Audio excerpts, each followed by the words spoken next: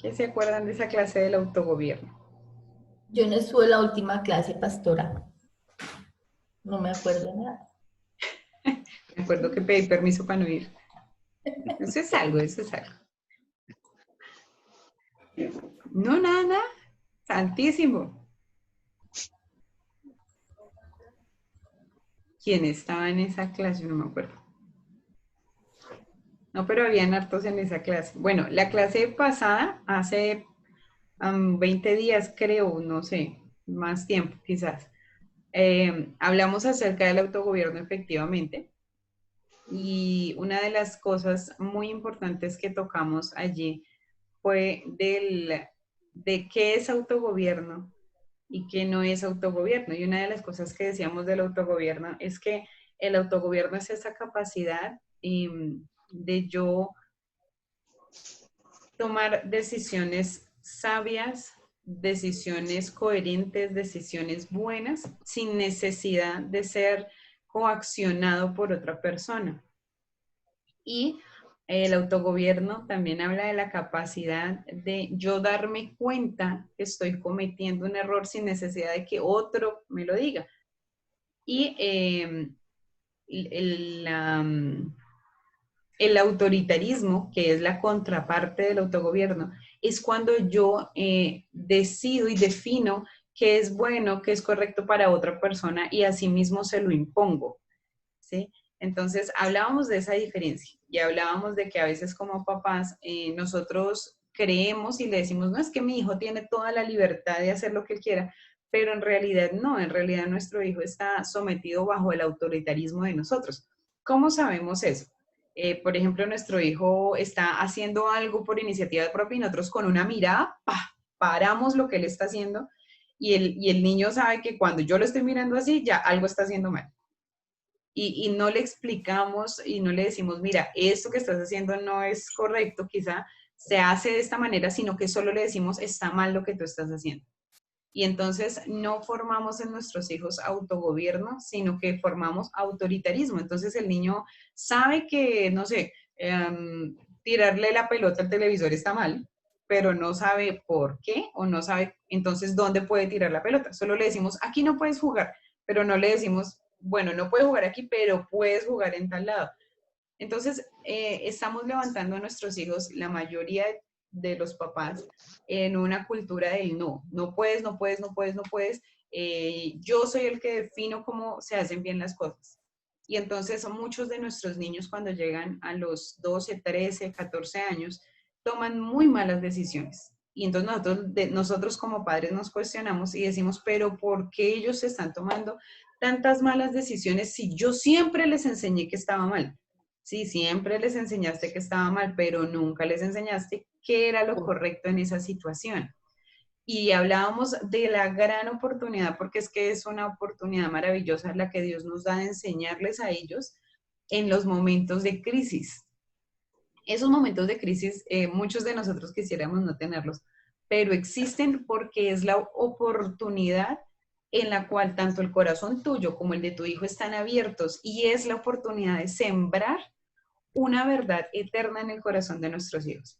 Hagan esta prueba, pregúntenle a su hijo qué es lo que más recuerda de usted que lo tiene sembrado en su corazón y probablemente lo que su hijo le conteste va a ser eso que aprendió en un momento de ira de parte suya, en un momento de presión de parte de él. Va a recordar esa palabra que le dijo ese día que estaba enojado y usted va a decir, pero bueno, yo después le pedí perdón o bueno, yo nunca lo volví a hacer, fue solo una vez, pero como en ese momento de ira, de enojo, de tristeza, el corazón estaba abierto, asimiló y guardó esa palabra que usted le dijo a su hijo, porque el corazón estaba abierto, ahí sí entró.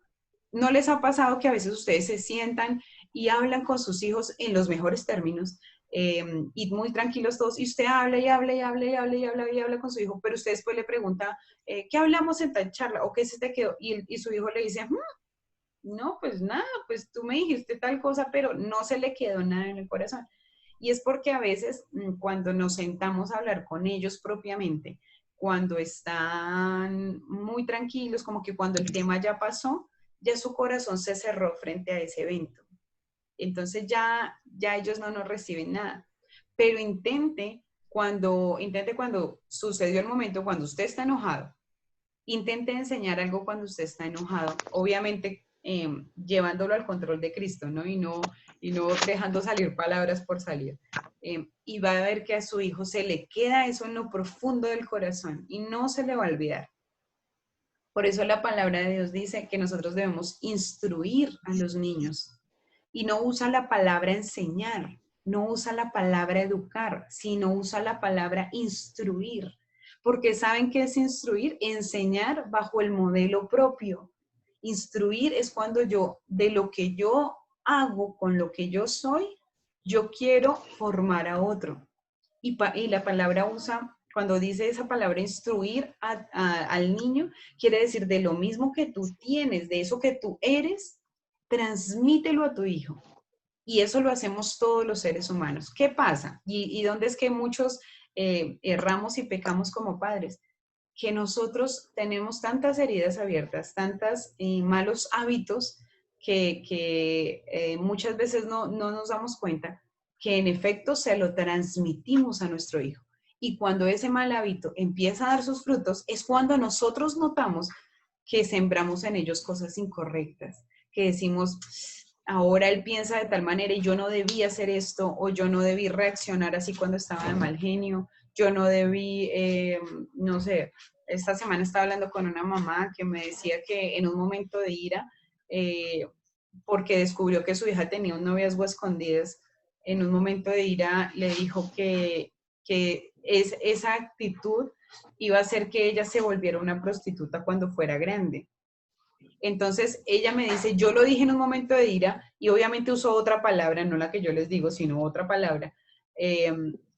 Y después ella me decía, yo lo dije, pero yo no sé ni por qué lo dije. O sea, en el momento de ira me salió eso. Y cuando habló con la hija para pedirle perdón y todo, la hija le dijo, sí, mami, tranquila, yo sé que tú estabas de mal genio, ta, ta, ta. Y días después le preguntó y le dijo, ¿tú qué crees que yo pienso de ti? Y adivine la hija que le dijo, tú piensas de mí que yo soy una cualquiera. Y la mamá me decía, pero yo ya le pedí perdón, pero es que yo ya le expliqué que era que estaba de mal genio. Y yo le decía a ella esto que les estoy diciendo ahorita.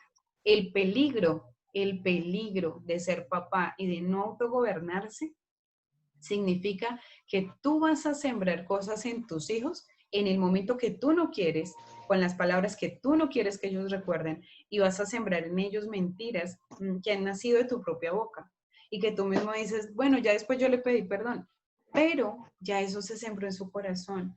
¿Y cuál es la única manera digamos, afirmar eso que se hizo mal? Es que ese corazón vuelva y se abra en esa área.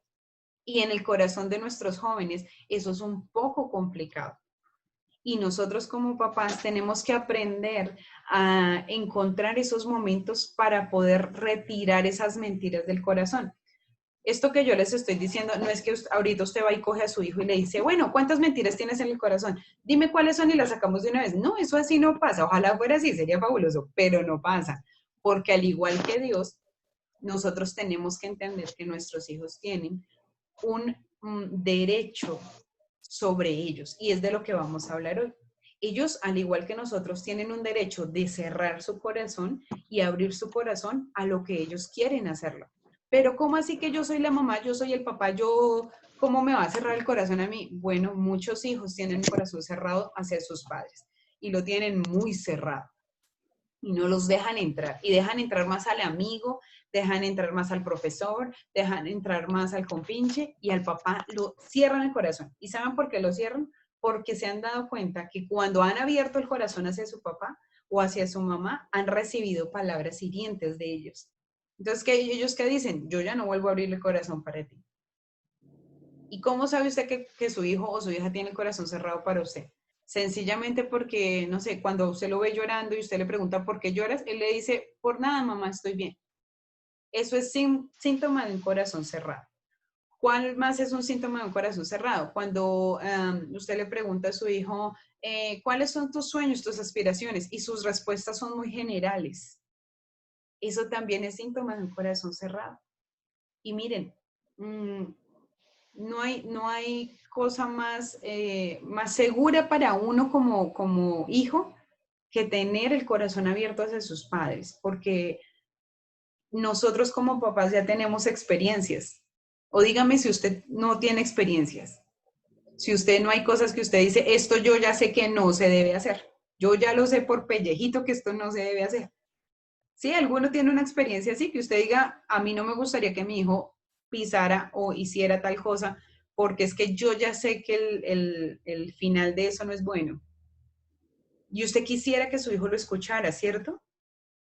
Miren, hay muchas cosas en las cuales yo le he abierto el corazón a mi mamá y ella me las ha contado y como yo la escuché con el corazón abierto, yo ahorita tengo la plena convicción de que eso no lo voy a hacer porque ya ella me transmitió su experiencia. Pero hubieron muchas cosas de joven que yo no la escuché a ella porque mi corazón estaba cerrado hacia ella. La última a la que yo quería contarle cosas era a ella. Entonces, hoy vamos a hablar, quería hacer este pequeño abrebocas porque esto que vamos a hablar hoy va muy de la mano con lo que nosotros hablamos hace, bueno, la última clase de autogobierno. Y si no, digamos, no puedo abundar más esto, pero digamos esa clase quedó grabada. Me gustaría que la escucharan en el caso de Luzma porque es un tema bien, no sé, le rompe a uno la cabeza porque le hace ver cosas que uno antes no veía. Hoy vamos a hablar acerca de propiedad de mayordomía. Esto es otro principio bíblico.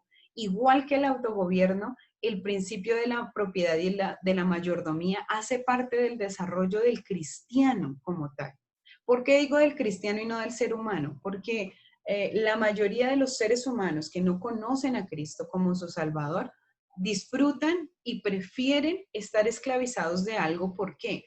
Porque esa persona o esa idea o esa cultura que esclaviza al ser humano piensa por él. Y muchos prefieren eso, prefieren que otros piensen por él. Esta generación, que son los centennials en este tiempo, están rebelándose frente a eso. No quieren que alguien piense por ellos. Muchos de ustedes tienen hijos que están en esta generación centennials, que están entre los 12 y los 18 años. Ellos están rebelándose contra eso. Ellos no quieren que ustedes piensen por ellos, que ustedes definan quiénes son ellos. Por eso es importante hoy hablar de este principio de propiedad y de mayordomía. Y para eso, como en todos los otros principios, vamos a ir a la palabra de Dios. Vamos a ir a Efesios capítulo 2, verso 10. Yo aquí se los tengo en pantalla. Efesios capítulo 2, verso 10 dice, porque somos hechura suya, creados en Cristo para hacer buenas obras, las cuales Dios preparó de antemano para que anduviéramos en ellas. Y Filipenses capítulo 2, verso 13 dice, porque Dios es quien obra en ustedes, tanto el querer como el hacer. Miren esto importante que dice al final, para su buena intención. ¿Qué quieren decir estos dos versículos? Lo primero que vemos es que ninguno de nosotros nos pertenecemos a nosotros mismos. Somos propiedad de Dios. Él nos hizo, fuimos creados para Él y además fuimos creados para buenas obras y esas buenas obras Dios ya las ha preparado para nosotros. Quiere decir que en la historia, por ejemplo, de Elizabeth, no hay nada que sorprenda a Dios. Dios ya ha escrito y ya ha designado un destino para ella. Que cómo ella llegue a ese destino, ahí es donde es la decisión de ella. Ella puede coger el camino derecho o puede coger todos los caminos auxiliares. Ella decide. Hay solo un camino verdadero, pero en nosotros está decidir. Que al final vamos a llegar a ese destino, si encontramos a Cristo, vamos a llegar, como sea, trascabellados, viejos, lo que sea, vamos a llegar porque estamos destinados a ello. Y lo otro hermoso que vamos a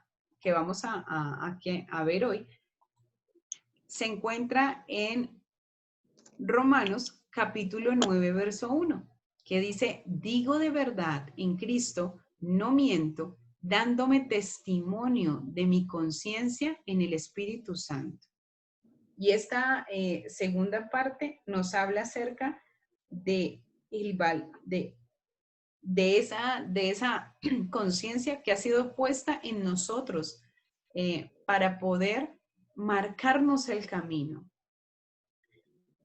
Muchas personas cuando toman una mala decisión y de pronto no conocían de Cristo, aluden a que hicieron o tomaron esa decisión porque no conocían de Dios.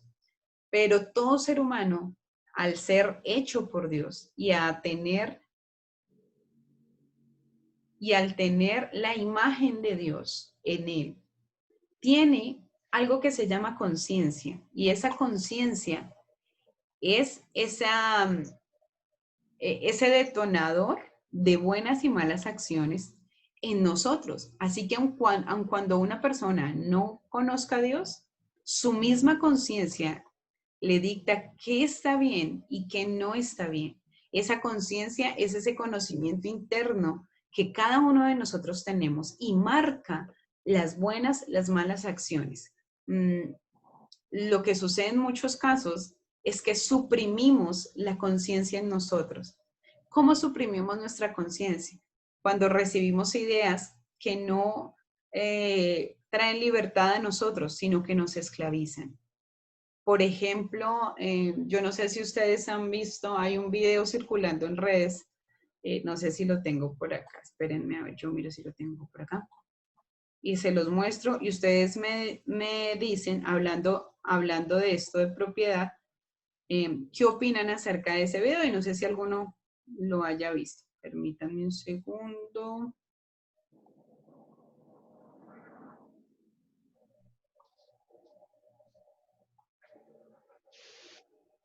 Ah, acá lo tengo.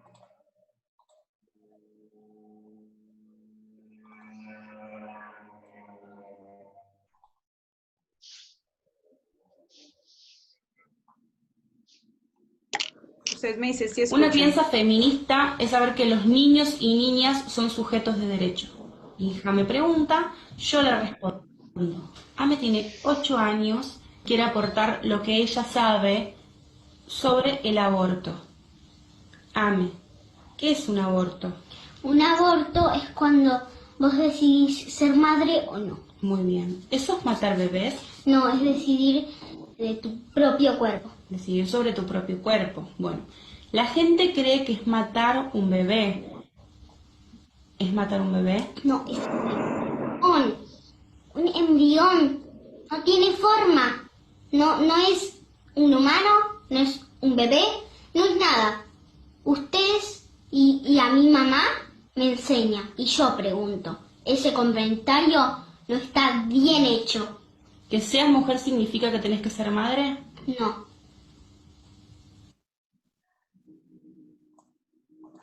¿Qué opinan ustedes acerca de ese video? ¿Sí lo pudieron ver y escuchar? ¿Quién me quiere dar su opinión al respecto de ese video, por ejemplo? Hablando de que, bueno, de este tema que estamos empezando, acerca de propiedad y mayordomía.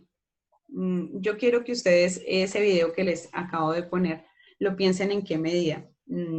Nuestros hijos son herencia de Dios, han sido dados a nosotros, para que nosotros les enseñemos a ver el mundo y les enseñemos y los equipemos para que ellos alcancen su propósito. En ese video, ¿ustedes qué ven? Por ejemplo, Eli, ahí que tienes el micrófono abierto, ¿tú qué opinas de ese video? Bueno, que ya la niña ya tiene el chip porque hay una mala, no es una teoría correcta, partiendo del principio de que somos propiedad de Dios y hechura suya y semejanza, donde ella ya le están poniendo en duda, porque ya se lo están incluyendo, el decir que ¿qué es eso? ¿Es un embrión? ¿Es una vida? Eso no es nada. Ahí ya empieza torcido, porque porque somos vida, o sea, desde que el Señor ya impuso vida, ya dice la palabra que antes de la formación del mundo, eso ya estaba escrito en el libro. Entonces sería un error, o sea, decir que ella está siendo direccionada con verdades. Entonces, eso es una de las mentiras que obviamente está ahí y que le quieren hacer creer a Satanás y que le quieren hacer creer a la niña. Y la otra es la decisión de que si ella quiere, pues puede practicarse el aborto. Y si somos propiedad de Dios, yo no puedo decidir sobre la vida que Dios ha puesto en mí. Bueno, muy bien, listo. Luzma, ¿tú crees que eso, digamos, lo que es esa idea que tiene la niña fundamentada, ¿tú crees que ha sido impuesta bajo educación o bajo instrucción? Pues para mí esa idea está impuesta bajo las dos cosas, porque la niña recibe de lo que la mamá le da, ¿no? Entonces ella de pronto es una de estas líderes, de estas mujeres feministas. Entonces obviamente la niña está creciendo en ese rol del aborto. Entonces es impuesta porque la mamá no le dice si toma la decisión o no. Entonces, para mí es una idea impuesta por parte de la mamá. Inclusive, creo que nosotros como padres, cuando nuestros niños son pequeños, nosotros imponemos en nuestros hijos ideas, comportamientos, no sé, todo lo que sea como en la parte educativa, de enseñanzas, en la cuestión del desarrollo como niño, eso nosotros lo imponemos en ellos, porque para mí es algo ilógico que diga, no, es que él nació así. Obviamente nosotros somos obra de Dios, pero pues somos formados en esta tierra. ¿Y quiénes son nuestros formadores? Aparte de que sea la voluntad del Señor que estemos acá, pues nosotros los padres somos los guiadores de ellos. Entonces nosotros imponemos o no imponemos, damos o quitamos. Entonces, pues es una idea como muy en esta niña. En este video, por ejemplo, esto está circulando en redes, creo que hace como un mes, más o menos larguito. Y una de las cosas que podemos ver aquí es lo que no es propiedad y lo que no es mayordomía. ¿Por qué? Porque aquí, y miren que no estamos hablando de nada bíblico, no estamos hablando, digamos, este ejemplo es muy secular, si se puede decir, pero aquí estamos viendo cómo una mamá no está permitiendo el libre desarrollo de su hija, y eso es lo que argumenta, lo chistoso es que eso es lo que argumenta, que tiene que tener libertad de desarrollo, pero ella misma no está permitiendo el libre desarrollo emocional, las libres ideas de su hija, sino que como decía Elizabeth, como decía Luzma, está implantando en ella un estilo de vida, una decisión probable. ¿Listo? Entonces, este ejemplo lo vemos, digamos que en algo muy malo que es el aborto. Norbeycito, estás levantando la mano. Señor. Mi pastora, en la Biblia, y creo que es Romanos, sobre el entenebramiento de la mente. Esto tiene que ver, está relacionado con la ciencia. ¿En entebramiento estacionado? Es que te escuché entrecortado, mi Norbey. Sí, yo le una Biblia en el libro Romanos, es relacionado a la conciencia, conciencia está entenecida. No se le entiende la pregunta, pastora. No te entiendo. Espérate, te voy a reiniciar el audio. A ver. Él estaba diciendo de que esa situación lo llevaba a Romanos, donde hablaba de una mente entenebrecida. Entonces partió de esa cita bíblica para expresar las opiniones que él tiene respecto al video. Ay, gracias, gracias. Tenemos traductor, me encanta. Yo no entendía, se escucha muy entrecortado. Y sí, Norbecito, tiene que ver mucho con eso. La palabra de Dios nos habla a lo largo de la escritura de la importancia de nosotros asimilar que no, o sea, que nosotros somos propiedad de Dios, pero no somos manipulados por Dios. Él nos hizo, nos diseñó, pero como vamos a ver hoy, Él nos dio un beneficio de propiedad y nos dio un beneficio de mayordomía, lo que hace que aunque somos creados por Dios, nosotros decidimos qué pensar, qué decidir, qué actuar. Y aunque eso vaya en contra de los principios de Dios, Él no nos creó para esclavizarnos, sino para que tuviéramos una relación en amor con Él. Entonces, en ese orden de ideas, vamos a empezar hablando de lo que es la mayordomía. ¿Listo? La mayordomía es un concepto que nace desde la perspectiva cristiana. ¿Por qué? Porque hablando de que es Dios el creador de todo, Dios es el que nos permite hacer uso de esos recursos para cumplir los objetivos que Él nos da. ¿Listo? Entonces, una propiedad es todo aquello que uno posee, ¿cierto? Esa propiedad en cada ser humano puede presentarse de dos maneras. Puede ser una propiedad interna o puede ser una propiedad externa. Y cada individuo, es decir, cada persona, tiene la responsabilidad de ejercer mayordomía sobre esa propiedad. Y ya les digo, la propiedad manifestada en las dos maneras, tanto interna como externa. ¿Listo? La propiedad privada de un hombre no es más que esa mayordomía que Dios le da a él, es decir, esa propiedad que le da para ser protegida. ¿Listo? La palabra de Dios en 1 Corintios capítulo 4, verso 2, nos dice que lo que más se pide de un administrador, lo que se requiere de un administrador, es que ese administrador sea hallado fiel. ¿Y qué es la fidelidad? Fidelidad es esa una sola cara, es tener una sola línea de pensamiento al administrar los bienes de otro, ¿sí? Cuando a mí me dicen fiel es porque yo sé y entiendo qué es mi información y qué es información de otra persona, qué es mi ganancia y qué es ganancia de otra persona, qué me pertenece a mí y qué le pertenece a otra persona. ¿Listo? ¿Cuál es mi responsabilidad y cuál es la responsabilidad de otra persona? ¿Listo? Entonces, vamos a ver algunos principios de lo que es la mayordomía. ¿Listo? Antes de profundizar, vamos a hablar de que mayordomía se relaciona directamente con el trabajo. ¿Listo? En Génesis capítulo 1, 2 y 3 vemos a un Dios que hizo la creación, hizo al ser humano y le delegó un trabajo al ser humano, ¿se acuerdan? Y le dijo, ustedes van a multiplicar, van a fructificar, van a gobernar, ¿cierto?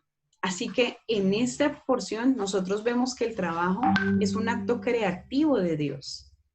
El trabajo no es una maldición para el ser humano como se cree. El trabajo, por el contrario, dignifica.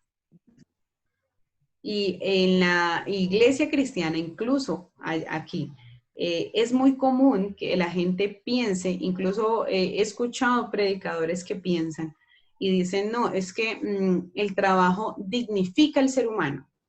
Y usan esa expresión, diciendo que el hombre, que el trabajo es el que hace al ser humano una mejor persona.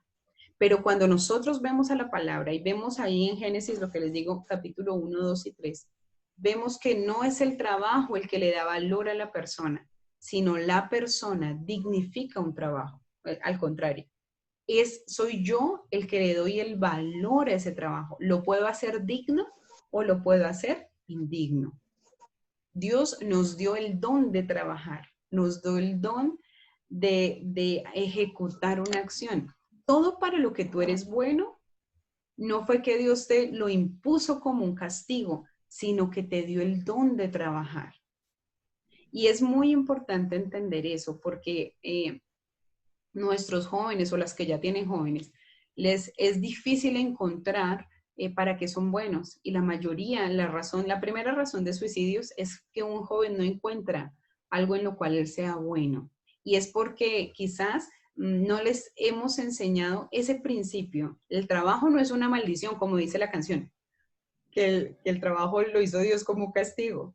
No, el trabajo Dios nos lo dio para que fuera esa herramienta en la cual nosotros podemos dignificar una labor. Por ejemplo, Luzma, que trabajas en la rama de la salud. Tú puedes dignificar esa labor que tú haces o indignificarla, hacer que las personas la honren y la respeten o hacer que las personas la irrespeten y no la valoren. ¿Sí? ¿Van conmigo todos hasta ahí? Sí. Y eso no lo hace el trabajo. Digamos, el que tú seas enfermera o maestra, en el caso de Eli, o Eli también es enfermera, el que ustedes sean ese rol o esa profesión, no las hace a ustedes con más valor. Por el contrario, el que ustedes hayan decidido ejecutar esa profesión, ustedes pueden dignificar esa profesión o quitarle el valor totalmente. ¿Listo?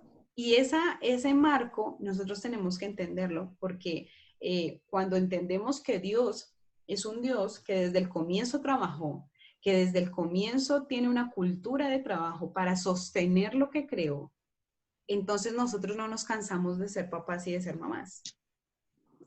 Yo no sé si a alguien le ha pasado aquí, a mí sí me ha pasado, que llegan días en los que uno se cansa de ser mamá, que uno dice, no, no puedo, hoy no quiero ser mamá, que mis hijos desaparezcan, no quiero. Hay días así, hay días así, hay días en que la presión es tanta que tú dices, yo quisiera como irlos y donarlos a la casa del lado y ya, no más, quiero mi vida sola, porque nos cansamos de esa labor.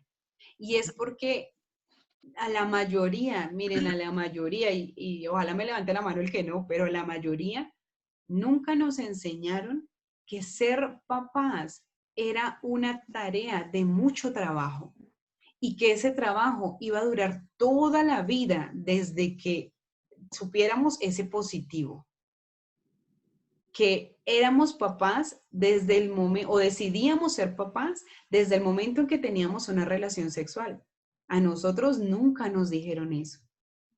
A nosotros nunca nos dijeron, tú estás tomando la decisión de ser papá o de ser mamá desde el momento en que decides tener una relación sexual. A mí no me lo dijeron, por lo menos. A mí solo me decían, es que si usted tiene relaciones sexuales y queda embarazada, se tira su vida. Y entonces, ¿cuál es el mensaje relacional que le mandan a uno? Si tienes relaciones sexuales, no pasa nada. El problema es cuando hay un embarazo. Y si hay un embarazo, te tiras tu vida porque vas a ser papá o vas a ser mamá. ¿Sí van conmigo ahí? Yeah. Ahora, no sé si a ustedes sus papás los educaron diferente. A mí no. Yo les hablo desde mi experiencia. A mí nunca me dijeron eso. A mí nunca me dijeron, la decisión de ser papá o de ser mamá radica en el momento en el que tú decides tener una relación sexual. Wow, si a uno le dicen eso así, cuando a uno le están haciendo la propuesta indecente, uno piensa más allá de ese tiempo íntimo de la relación sexual. Porque el trabajo de ser papá o de ser mamá, Dios lo ha asimilado con nosotros desde el comienzo. Y Dios sabe que ese trabajo va hasta el final. Y esto es algo así, es como cuando ustedes toman un trabajo y ustedes le dicen, la jornada horaria va de 8 a 5. Entonces, a ustedes les han puesto las reglas claras, ¿cierto? Entonces, usted a las 12 del día, usted dice, ay, ya me cansé de trabajar, ¿o usted qué dice? Mi trabajo va hasta las 5 y yo sé, entonces a las 12 usted no está cansado, porque usted sabe que todavía falta jornada. ¿Cierto que sí? El problema es que cuando somos papás, tenemos un chip aquí que nos dice, tú empiezas tu jornada de ser papá cuando nacen y la terminas cuando cumplen 18 o la terminas cuando cumplen 13. Entonces, claro, cuando ellos ya cumplieron 13 años, uno ya dice, no, nomás, listo, ya, váyase de la casa, yo ya no lo quiero ver más. Pero resulta que la jornada horaria de ser papás es desde que tienes la relación sexual hasta que tu hijo o tú mueres. Esa es la jornada horaria. Y si nosotros vemos la maternidad y la paternidad desde esa idea, va a desaparecer en nosotros esa frustración de cansarnos de ellos. porque sabemos que el trabajo todavía tiene más jornada. Todavía tiene más jornada. Miren, este segundo principio, por ejemplo, que vemos acá. Jesús trabajaba y cuando Jesús hablaba de su papá, él tenía la conciencia de que el padre también, ¿qué estaba haciendo? Trabajando. Trabajando. Él decía en Juan capítulo 5, verso 17, hasta ahora mi padre trabaja y yo también trabajo. Y luego Jesús en Juan capítulo 4 también dice, mi comida es hacer la voluntad del que me envió y llevar a cabo su obra. Jesús era el hijo, o es el hijo de Dios, trabajaba porque veía a su padre hacerlo. Nosotros como papás a veces cometemos ese magno error, muy magno, muy magno. Y es que nosotros trabajamos solos y no dejamos que ellos nos vean trabajar. Quizás porque cuando éramos pequeños, muchos nos pusieron a trabajar muy chiquis. Y entonces decimos, no, yo no tuve niñez, entonces yo quiero que mis hijos la tengan. Pero ojo, el trabajo o la idea correcta de trabajo se las enseñamos a nuestros chiquitos desde que son pequeños, porque si no lo hacemos así, ellos a la edad de 5 o 6 años, miren que no estoy hablando de adolescentes, estoy hablando de niños todavía, 5 o 6 años, ellos ya piensan que el mundo les debe. Ellos ya piensan que el regalo de Navidad de verdad lo trajo Santa Claus, por ejemplo. Yo soy una completa crédula de que a nuestros hijos no les debemos decir mentiras, pero tampoco destruir su imaginación. Por ejemplo, en el tema de Santa Claus con Majo, yo nunca le he dicho que Santa Claus trae los juguetes. Yo le he dicho, la verdad, Santa Claus es un personaje de ficción que han creado para la Navidad y es algo bonito. Pero en Navidad le cuento, por ejemplo, la historia del pesebre. ¿Por qué? Porque eso es verdad, eso sí es verdad. Y es verdad que cada regalo que esté debajo del árbol no lo trajo Santa Claus, pero Dios sí lo ha traído a través de Jesucristo. Entonces, cuando ella recibe un regalo de Navidad, no dice, ay, solo hago la carta y entonces pido el carro Hot Wheels de última generación y llega. Y mágicamente, no, yo le digo a ella, cada regalo que tú pides, se lo pides a Dios y Dios le provee a tus papás el trabajo para ganar el dinero y poder comprarlo. Y entonces ella ya lo tiene aquí pendiente. ¿Qué va a pasar? Que muchas veces nuestros hijos se vuelven como nuestros principales detractores, porque nosotros chiquitos no les enseñamos eso. Incluso adolescentes, cuando ellos han tenido o tienen la oportunidad de ayudarnos en el trabajo como tal, nosotros decimos, ay no, pobrecito, es que tiene 5 años, es que tiene 6 años, ¿yo qué lo voy a poner a ayudar? Hay niños que tienen 11 años y no tienden su cama, porque la mamá dice, pobrecito, es que no, yo le ayudo. Miren, nuestros hijos tienen la capacidad de empezar a desarrollar labores desde los 5 años. Y yo hice la misma cara de algunas acá que me están haciendo. La misma, 5 años, pero mi hija ni siquiera alcanzaba la cama. Y yo, miren que cuando yo escuché esto, María tenía 6 y no tendía ni la cama. Y yo dije, santo Dios, ella no recogía ni la ropa de ella. Y a los 6 yo le dije, no, tú tienes que tender la cama, tú tienes que tender la cama. Y fue un par de meses siendo como estricta y enseñándole a ella a tender la cama. Y ella ahorita, María va a cumplir 7 años. Y María se levanta, se lava los dientes sola, va y tiende su cama antes de meterse a bañar. Y yo quedo, ¡oh! Ya le está enseñando ella a Alejandro a tender la cama. Porque ella ya no ve que me toca tender mi cama, no, ella lo asimila eso como que es mi trabajo, es mi desarrollo en la familia, es mi responsabilidad.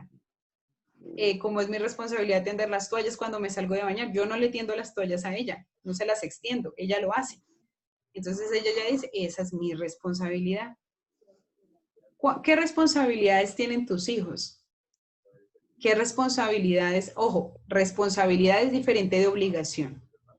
La responsabilidad en tu hijo es aquella que él hace porque sabe que le corresponde al hacerlo. Y obligación es aquello que tú estás chuzando para que él haga. Esas son dos cosas diferentes. Entonces, piensen ahí por un momento. ¿Qué responsabilidades sus hijos tienen? ¿Y qué obligaciones Hagan esa diferencia. ¿Qué cosas hace tu hijo porque ya sabe que es su responsabilidad? Tú no tienes que estar. A ver, venga, ¿a quién le preguntamos? Luzma, ¿qué responsabilidades tienen tus hijos? Bueno, en el caso de Daniel Felipe, la responsabilidad de él es arreglar su ropa. Entonces, él es el que lava, arregla sus cajones. Yo hace ya bastante, como unos 3 años, ya él usa la lavadora, ya sabe escoger, inclusive lava muy bien porque pues escoge la ropa blanca, la oscura. Lava mejor Y que yo, dijo Luzma. por ahí lo veo corriendo cuando se deja colgar de la ropa, pero pues yo ya no le digo nada, le digo, no, yo no sé qué va a hacer. Y me dice, no, me toca, mamá. Bien. Samuel David ya por lo menos recoge su ropa, el reguerito que él hace, ya se está bañando solo. Entonces, pues ahí vamos en ese proceso. Listo. Joa, ¿cuáles son las responsabilidades de tus hijos?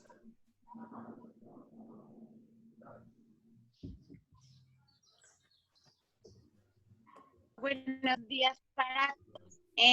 Bueno, las responsabilidades de cada una varían según su edad. Entonces, Paula ya sabe hacer de todo, hasta cocinar. Entonces, pues no es que él sepa hacer los platos, pero sí, ella sabe cocinar, ya sabe hacer un desayuno. Ella misma muchas veces cuando yo está perfecto, cuando se dedica, eso es mejor si lava, no solamente lavadora, sino también a mano, y también cuando lo quiere hacer de muy buena manera lo hace excelente, le queda todo muy bonito. Samuel ya él tiene su cama, ayuda a barrer, ya sabe que es lavar un plato, lavar su ropa interior, bañarse, recoger el desorden que él mismo hace. Entonces ya sabe que si jugué, tengo que recoger, y ahí vamos, ayuda a limpiar, ayuda a organizar también. Listo. ¿Qué notas que es una obligación para Samuel, por ejemplo? ¿Qué notas tú que dices, yo sé que es su responsabilidad, pero para él es una obligación? Ayudar a recoger las cosas. Hace el desorden, juega de todo, pero ay, no, y ya que se siente cansado entonces de jugar, entonces no, mami, mañana. Yo no, mi amor, de una vez recoges. Y muchas veces entonces cedo a decirle, bueno, listo, te vamos a ayudar. Entonces en ese ayudar él se queda quietico y dice, no, ya se hacen todo por mí, pero no, también dice, ya, no señor, tú también ayudas porque tú fuiste el que jugó y eso es el desorden. Claro. A ver, ¿quién más? Juancho que no te he escuchado hoy. Juancho, ¿cuáles son las responsabilidades de Eric? Acuérdense que responsabilidad es lo que él hace solo sin que ustedes le tengan que decir, él ya sabe que es su responsabilidad. Buenos días. Buenos días. Desde el mirador. Las responsabilidades que tiene Eric acá en la casa, pues él también cuando se levanta en las mañanas, él tiende su cama. Los fines de semana cuando pues ya se acumula alguna parte de la ropa sucia de él, entonces él mismo también la organiza, la lava, también ayuda a organizar el cuarto, la habitación donde vivimos. Mientras de pronto yo me estoy bañando, estoy haciendo cualquier otra cosa, entonces dice, o sea, yo sin tener que decirle, él va y organiza el cuarto, y cuando yo llego y dice, papá, ya organiza el cuarto. Sí. Y digamos también en cuanto a las tareas también, él está pendiente también cuando le envían sus tareas virtuales, él está ahí pendiente con el celular, él mismo hace sus tareas. Sí. Esa clase de cosas. Súper bien. ¿Y qué notas que es una obligación para él? Que tú tienes que estar ahí, recuérdele. Pues no sé, de pronto, que me ayude de pronto a sacar de pronto la basura o algo. O sea, cuando pasa la basura o algo, que yo le pido el favor, entonces pues... Ahí sí lo hace. Bueno, muy bien. ¿Quién más? Eli, ¿qué responsabilidades tiene tu hijo? Bueno, de las que yo de verdad le admiro a Felipe, que es responsable, pero yo no digo absolutamente por no ser, sino que él es muy responsable en las partes del colegio. O sea, al principio, como dice la pastora, yo por ahí hasta tercero, cuarto, le enseñé el principio, pues sin saber qué es que era el principio y se lo estaba dando. Y sí da resultado, porque ahora yo no tengo, de hecho, no tengo que mirar nada, absolutamente. A veces como por decir, oye, Elisa, pilas que estés algo muy descuidada en las cosas de Felipe. Yo misma me asombro y digo, pero entonces me doy cuenta que él esa la tiene clara. Algunas cosas como básicas de la casa, él ya sabe que tiene que, yo soy perezosísima para sacar la ropa de la, eso de los principios le ayuda a las mamás perezosas. Ok. Las responsabilidades. Sí, sí, sí, sí, porque a mí me da, por ejemplo, pereza sacar la ropa toda así entorchada en la lavadora. ¡Ay, qué cosa! Entonces yo le digo, Felipe, él ya sabe que esa es su labor, ir a Ah, sacar, ok. quitar la ropa de los tendederos y organizarla y ponerlo en los cajones. ¡Ay, eso qué pereza!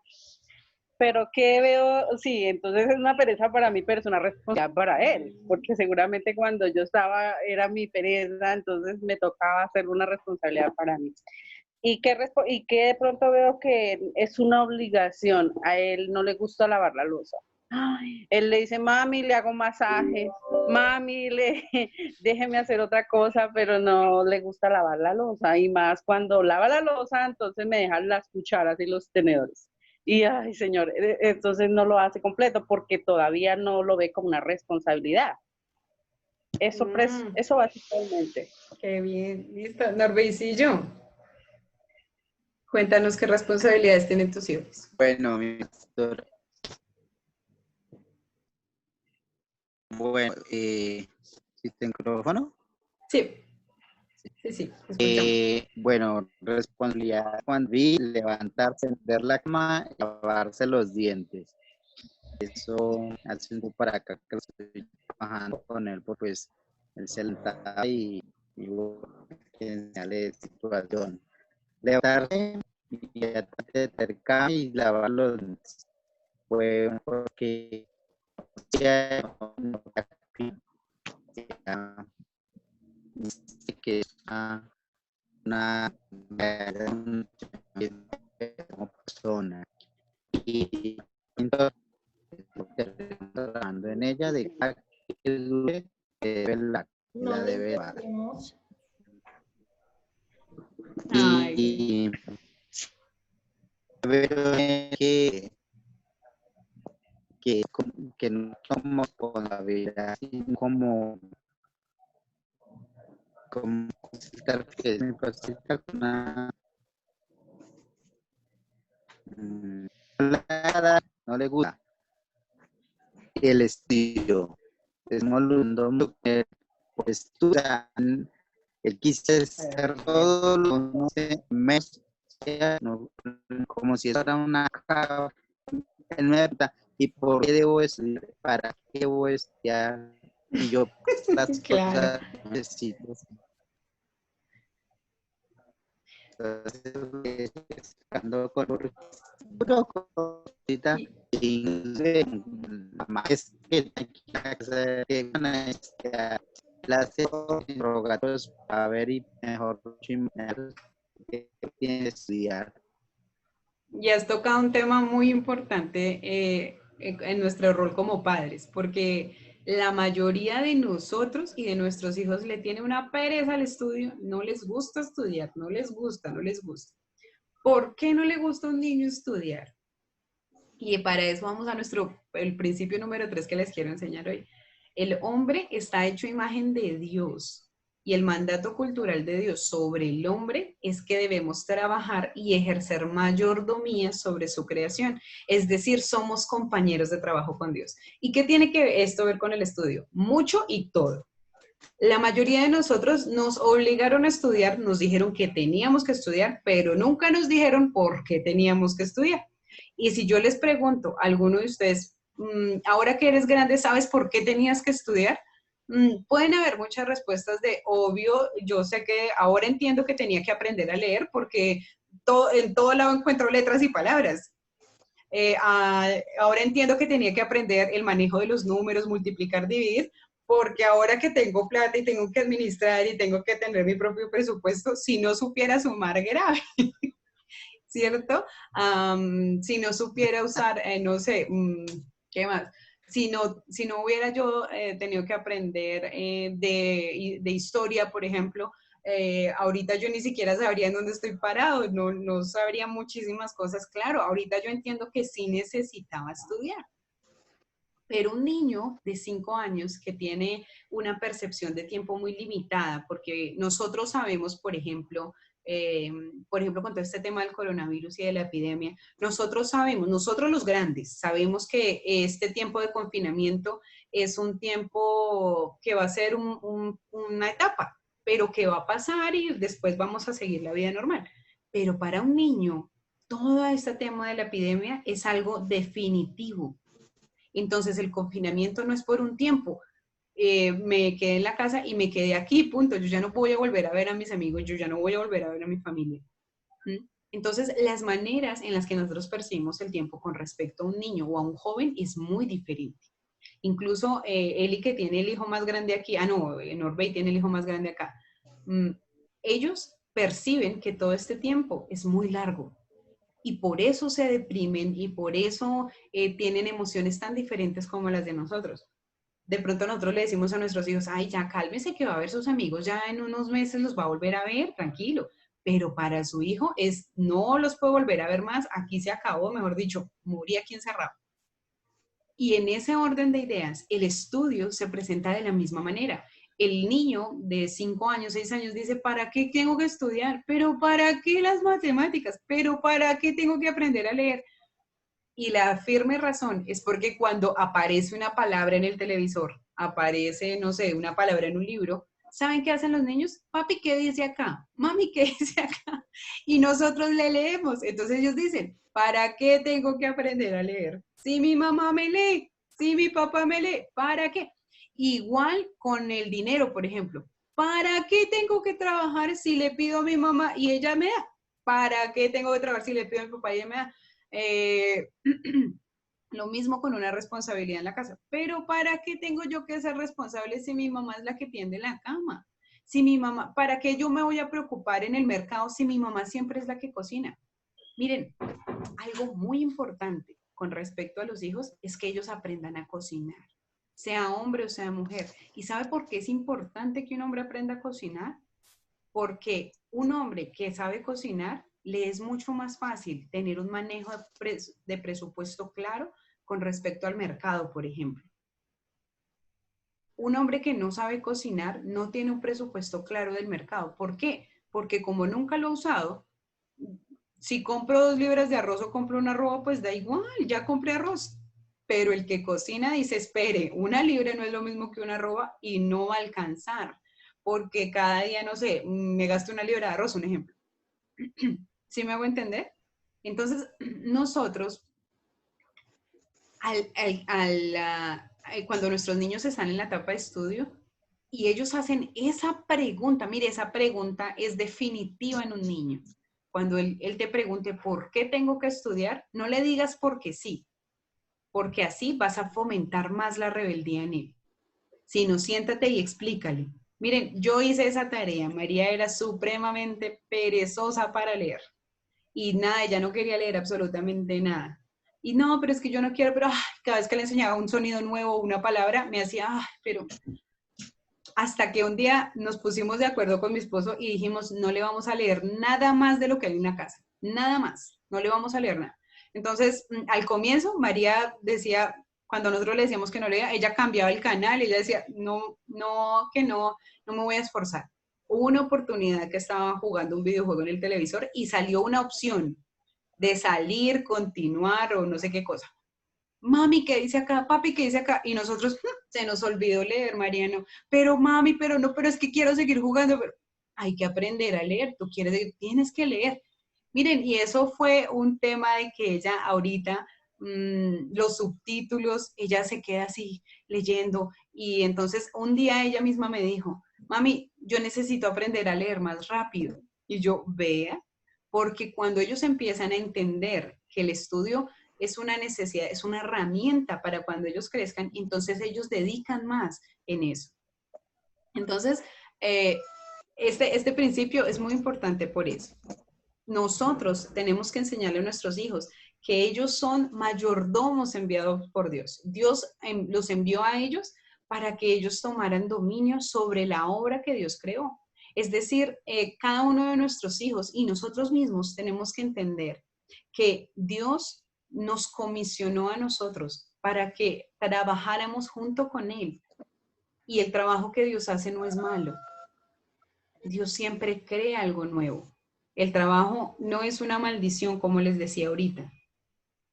Y cuidémonos si nosotros pensamos eso. Si por la mañana antes de irnos a trabajar decimos, ay, qué pereza trabajar, ay, qué mamera, yo quisiera quedarme en la casa. Todos nuestros hijos están escuchando y están asimilando nuestra idea. Y entonces vamos a tener un joven mañana que va a decir, ay, mamá, no, yo me quedo en la casa. Ay, no, yo no quiero trabajar. Pero es que tú misma dices que tal cosa, pero es que no sé qué. Hay trabajos, por ejemplo, el trabajo que tiene, que tiene Luzma, que tiene Norbey, que a veces tienen turnos nocturnos, que a veces son los más duros para un niño de asimilar. Cuando el papá trabaja de día, digamos que es normal para el niño, pero cuando un papá trabaja de noche para un niño es más difícil de asimilar que su papá tenga que salir de noche cuando todos duermen y él vaya a trabajar, porque es una idea que se estrella contra algo natural. Pero cuando un niño, cuando ustedes, digamos, antes de despedirse le dicen a su hijo, mi amor, me voy a trabajar, porque el trabajo que yo desarrollo, en el trabajo que yo hago tengo que hacer esto, esto y esto, y es necesario que yo trabaje en la noche porque tengo que hacer esto. Ustedes dirán, pero yo no tengo que darle explicaciones a mi hijo. No son explicaciones, tú estás nutriendo su conocimiento acerca del trabajo. Para muchos niños, y se los digo porque a nosotros con Majo nos pasó, cuando el papá sale muy temprano o trabaja en la noche, el niño siente que su papá se está yendo de la casa o que su mamá está abandonando el hogar. Y usted dirá, pero hombre, vuelvo en la mañana. Sí, pero el niño asimiló que tú te fuiste de la casa, lo abandonaste. Pero cuando tú le dices a tu hijo, mi trabajo, el trabajo que yo hago es esto, esto, esto, esto, y cuando yo salgo a tal hora me voy a hacer esto, ustedes no se imaginan eso cómo nutre la idea del trabajo en un niño. Y como el niño también quiere trabajar como tú, quiere cultivar. ¿Listo? Yo quiero que miren esta imagen un momento que tengo en la pantalla. Y dice la visión integral del trabajo. Cuando nosotros hablamos de propiedad y de mayordomía, hablamos de que Dios nos ha capacitado para trabajar, nos ha instruido en eso y nos ha pedido que instruyamos a nuestros hijos en eso, porque el trabajo, toda labor que hagamos se debe realizar para la gloria de Dios. Mire cada una de las imágenes que hay en esa pantalla. Mire cuántas profesiones hay ahí. Y usted podrá, cada uno podrá darse cuenta que no solo está la iglesia y el predicar, sino que hay una conferencista, hay una persona que está cocinando, hay una persona que está pintando, hay una persona que está haciendo los oficios, hay un científico, hay una bailarina, hay un granjero aquí, también tenemos personas que están escribiendo. Toda labor que haces, toda labor en la cual tú tienes una profesión y una vocación, debe desarrollarse para la gloria de Dios. Es decir, que tú puedas dignificar ese trabajo. ¿Por qué? No solo por ti, sino por tus hijos, porque ellos están viendo cómo tú haces el trabajo. Ahora imagínense esos papás que desarrollando su labor, ¿cómo se llama esto? Hacen cosas indebidas, corrompen ese trabajo, se roban cosas, mienten en el trabajo, todo eso tu hijo lo está viendo. Y cuando él crece con la idea de que el trabajo no hay que dignificarlo, hay que hacerlo y ya. Y si nosotros vemos ahorita en la sociedad, precisamente eso es lo que ha corrompido y ha dañado. ¿Sí? Antes, cuando un educador sabía que estaba formando una persona para la vida, se empeñaba en formar también su carácter. Ahora la mayoría de docentes se empeñan en transmitir el conocimiento y pare de contar. A mí no me importa cómo piensa el estudiante. Y eso hace que muchos profesionales hoy en día, muchos, sean muy buenos profesionales, pero malos seres humanos. ¿Listo? Entonces, tenemos 9:15. Quiero entrar a esta última parte de esta clase de hoy.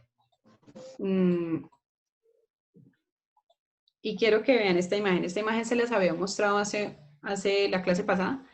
Y nos muestra la diferencia de esos papás que se dejan o permiten que Dios sea el que los eduque como padres, y aquellos papás que dicen, yo quiero averiguar en el camino y aprender solo a ser papás. Y eso es muy importante que nosotros lo veamos, y yo quiero felicitarlos a ustedes porque el hecho de que estén aquí significa que ustedes dicen, yo sé que no he sido el mejor papá, pero yo quiero aprender a hacerlo. La palabra de Dios dice aquí en Santiago capítulo 4, versos 7 y 8, nos habla de aquella persona que se somete al gobierno de Jesucristo y que alcanza frutos de vida, que entiende que todo lo que hace debe ser para glorificar a Dios. ¿Cuántos hogares viven hoy en apariencias? Entonces, por fuera, la familia genial, pero por dentro, cada uno tiene un mundo externo. Y volvemos a lo que les hablaba al comienzo. Un hogar o una familia en donde Dios es el centro, es un hogar en donde los corazones están abiertos entre ellos mismos. Un hogar donde el corazón no está abierto para ti, mamá, para ti, papá, significa que ahí el Señor todavía no ha reinado. Y para eso podemos tomar decisiones diferentes, hacer cambios en nuestra vida, como por ejemplo el tema de las responsabilidades y las obligaciones. ¿Listo? Este principio que les hablé hoy acerca de propiedad, era para sembrar en ustedes la siguiente verdad, y es que cada uno de ustedes le pertenece a Cristo, o yo, cada uno, todos, le pertenecemos a Dios por derecho de creación y por derecho de redención. ¿Qué significa esto? Le pertenecemos a Dios por derecho de creación porque Él nos creó, somos hechura suya, como leíamos al comienzo. Y le pertenecemos por principio de redención porque estando destruidos y habiendo hecho un mal uso de nuestro cuerpo y de nuestra propiedad, Dios vino y nos dio otra oportunidad. Y es como cuando usted compra en el mercado de pulgas una mesa que ya es muy vieja, entonces usted la compra y la renueva. Ahora, ¿esa mesa sigue siendo del primer dueño, o ahora es suya? Ahora es de ustedes, ¿cierto? Porque ustedes tomaron tiempo en arreglarla, en mejorarla, en pulirla. Ahora es de ustedes. Y ese es el principio de Dios con nosotros. Él nos creó, así que somos suyos por creación. Y Él nos renovó, Él nos redimió, así que somos suyos por redención. Quiero rápidamente mostrarles estos principios para que los puedan aplicar como con sus hijos. Y son la parte práctica de toda esta clase del día de hoy. Lo primero es que vamos a enseñarle a nuestros hijos desde muy chiquitos a respetar su propiedad y a respetar la propiedad de otros. La palabra de Dios dice en Lucas capítulo 16, verso 10, que el que es fiel en lo poco, también es fiel en lo mucho. Es decir, que si nosotros le enseñamos a nuestros hijos desde pequeños a respetar su propiedad, recuerden que cuando hablamos de propiedad, hablamos de esa propiedad interna y de esa propiedad externa. Quiero que vean este cuadrito. Espérenme a ver si lo encuentro.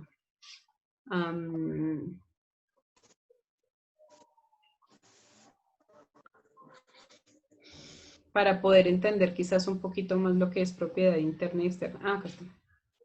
Acá está. Miren este cuadrito que está acá. Si quieren, yo ahorita tomo un pantallazo y se los envío por el grupo. Este cuadrito nos muestra qué es propiedad interna y qué es propiedad externa. Esa propiedad interna, cuando hablamos de propiedad interna, hablamos de lo primario, de lo que es invisible, de lo que nadie ve. Es decir, de nuestra parte mental, nuestra parte intelectual y nuestra parte espiritual. Eso es nuestra propiedad. Es decir, hablamos de libertad de conciencia, hablamos de nuestro espíritu, hablamos de nuestra voluntad, de nuestra imaginación. Eso es nuestra propiedad interna. de nuestra mente, de nuestros pensamientos, de las ideas, de las convicciones, de las emociones. Miren que nosotros somos dueños de nuestras emociones, no ellas de nosotros, sino nosotros dueños de nuestras emociones. Hablamos también de nuestros talentos, de nuestros dones. Hablamos de la libertad individual de tomar una decisión. Esa es nuestra propiedad interna. Y en esa propiedad interna gobierna esa esfera espiritual. Es gobernada por el Espíritu Santo, pero nos pertenece a nosotros. Ahora hablemos de cuál es la propiedad externa. La propiedad externa, diferente a la interna, es que es eso secundario. Eso que es el efecto de, eso que es lo visible. La propiedad interna es lo que causa algo. Y grábese bien ese principio. La propiedad interna es lo que causa aquello que se ve en el exterior. Y esa propiedad externa son nuestras posesiones físicas, nuestra salud, nuestros atributos físicos, el color de nuestro pelo, qué ojos tenemos, cuántos brazos tenemos, cuántas piernas tenemos, la reputación que nosotros tengamos, nuestra circunstancia actual. ¿Sí? La propiedad externa no habla del televisor que tienes, de la sala que tienes, no. Eso no es tu propiedad, mejor dicho, porque en cualquier momento puede pasar a manos de otra persona, pero tu propiedad externa, es decir, tu mano nunca va a pasar a propiedad de tu hijo, por ejemplo, porque él ya tiene las suyas, es tu propiedad, nadie puede manejar tu propiedad. Y entendiendo este principio, es que le vamos a enseñar a nuestros hijos cuál es su propiedad interna y cuál es su propiedad externa. Cuando un niño sabe esto desde pequeño, es mucho más fácil que nuestro chiquitico se aprenda a respetar. Y una de las principales luchas que tenemos como padres es que nuestros hijos no vayan a hacer un mal uso de su sexualidad, por ejemplo.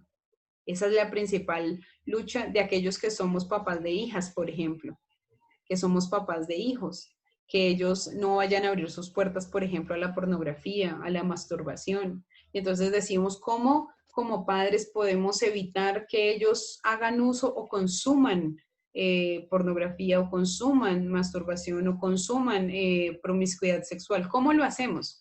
Enseñémosle que ellos son dueños de su propia propiedad. Ellos tienen el derecho de su cuerpo. Ellos tienen el derecho de sus ideas. Miren, es tan importante cuando nosotros le enseñamos a nuestros hijos que ellos son dueños de las ideas que ellos tienen, que ellos son libres de pensar como ellos quieran hacerlo. Entonces usted dirá, pero ¿cómo así? Porque qué tal que me lleguen con ideas raras. Pues cuando ellos llegan con ideas raras es porque ellos permiten que otra persona gobierne su propiedad interna. Entonces, los 10 mandamientos, por ejemplo, nosotros debemos enseñárselos a nuestros hijos desde pequeños. Ellos tienen que entenderlos, tienen que saber que existen, porque cuando nosotros le damos esos lineamientos a ellos, ellos empiezan a tener un autogobierno de su propiedad, una mayordomía, porque les damos las reglas claras del juego. Les decimos, por ejemplo, nosotros, un ejemplo, le enseño a mi hija, yo lo aprendí con Majo, ¿con qué? Con los animales, con las hormigas. Un día mi esposo les contó eso en una prédica. Le enseñamos a María que ella no debía matar animales, que ella no debía espichar hormigas, pisarlas, porque ellas no eran su propiedad. Así que ella no debía matar hormigas. Punto. Ningún animal debía matarse porque no era suyo, no era su propiedad, entonces ella tenía que respetarlo. Y yo me acuerdo, mi esposo les contó una vez que fuimos a Piscilago y unas benditas palomas ahí encima de la mesa que querían comerse el tamal de ella. Y mami, pero no las podemos echar porque no podemos hacerle daño a los animales. Eso a veces juega en contra. Pero cuando nosotros les enseñamos, no que, o sea, ¿cómo me explico? No que ustedes pongan a su hijo a sus hijos a leer los 10 mandamientos, sino que ustedes se los expliquen. ¿Por qué no se debe hacer? ¿Por qué no se debe matar? ¿Por qué no se debe robar? ¿Por qué no se debe codiciar? ¿Por qué no se debe cometer adulterio? porque no se debe hablar mentira de otra persona. Cuando nosotros le enseñamos eso a nuestros hijos desde que son chiquitos, les enseñamos la regla de oro que dice Mateo capítulo 7, verso 12. Y es que nosotros debemos hacer con los demás lo que queramos que ellos hagan con nosotros. Y cuando nosotros les enseñamos esa regla de oro a nuestros hijos, su hijo se cuida de pegarle al hermano, porque él entiende que él no quisiera que le hicieran eso. El tema es que muchos de nuestros hijos no entienden eso, porque resulta que cuando un hijo te pega a ti, tú lo pasas por alto. Entonces él entiende que está bien. ¿Listo? Entonces vamos a enseñarles a nuestros hijos desde muy chiquitos a respetar su propiedad. Segundo, vamos a inculcar en nuestros niños pequeños la ética del trabajo. ¿Listo? Dios no nos creó, miren esto tan importante, Dios no nos creó para depender del bienestar de otros. Dios no nos creó para depender del Estado cuando crezcamos. Dios nos creó para desarrollar nuestra propia labor y dignificar el trabajo que hacemos. La palabra de Dios dice en Colosenses capítulo 3, 23 y 24, dice, todo lo que hagan, háganlo de corazón como para el Señor y no para los hombres. Miren que aquí nos está mostrando que la labor de nuestro trabajo no la debemos hacer para nuestro jefe, para el Estado, sino para el Señor, de corazón, sabiendo que la recompensa que recibirán viene del Señor como herencia y es a Cristo a quien sirven. Enseñémosle a nuestros hijos desde pequeños que ellos no dependen del Estado, que ellos no dependen de un jefe, que cuando ellos trabajen desde pequeños, que hacen una labor, ni siquiera la hacen para nosotros, sino que la hacen para ellos mismos. Miren, yo he tenido que enseñarle eso a Majo, por ejemplo, con el tema de comerse las uñas. Ella tiende a comerse mucho las uñas. Entonces, al comienzo yo le pegué como 3 veces, eso también se los conté alguna vez.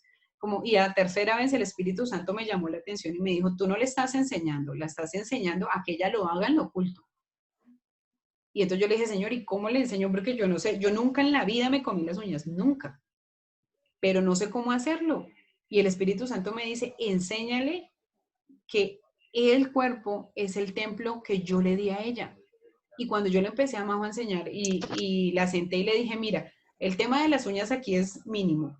Vamos a aprender a cuidar nuestro cuerpo y tú eres responsable de cuidar toda esta propiedad, es tuya. Las uñas son tuyas. Y si tú te comes las uñas, entonces antes yo la regañaba y antes yo le decía, es que comerse las uñas está feo, es que eso no se hace, es que eso es antihigiénico, es que nada de lo que yo le decía ella me entendía, porque usaba palabras que María no comprendía. Pero cuando la sentí le dije, mira, el cuerpo es tu propiedad. Tú eres responsable de si te lavas los dientes, porque si no te los lavas se te van a caer. Entonces, ¿quién va a sufrir? Tú. Y tú eres responsable de no comerte las uñas. ¿Por qué? Porque cuando tú te las comes, les haces daño a ellas. Tú estás lastimándolas a ellas. Y Dios a ti te dio la capacidad, te dio uñas para que las cuidaras. Entonces, cuando uno empieza como a cambiar esa forma de llamarle la atención a nuestros hijos, entonces llevamos a nuestros hijos no a hacer las cosas bien mientras los estamos mirando, sino porque ellos entienden que su bienestar es para que ellos puedan agradar a Dios y cuidarse ellos mismos. Así que por eso es muy importante que inculquemos a los niños esta ética del trabajo. Miren esto, Dios trabaja y por lo tanto nosotros debemos hacerlo también.